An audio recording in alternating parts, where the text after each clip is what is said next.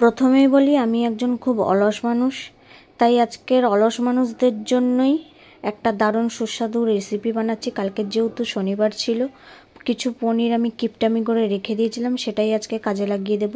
পনিরগুলো কিউব করে সাদা তেল গরম করে কিউব করে ছোট ছোট করে একদম ছোট ছোট করে কেটে ওইগুলো হালকা লালচে করে ভেজে নেব। ওই তেলেই দেব হচ্ছে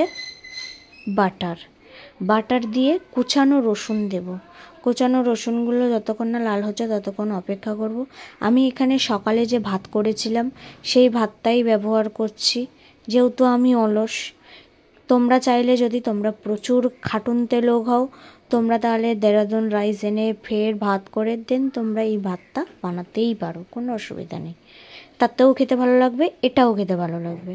রসুনগুলো লাল লাল হয়ে গেছে, ভাতটা দিয়ে দিলাম ভেজে রাখা পনিরগুলো।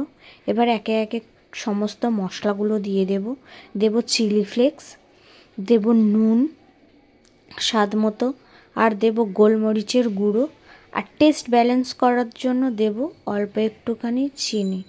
তুমি একবার করে দেখো, দারুণ লাগে খেতে। অলস মানুষদের জন্য এটা প্রিয় একটা বেস্ট খাবার হয়ে যেতে পারে, এইটুখানি কথা দিতে পারি।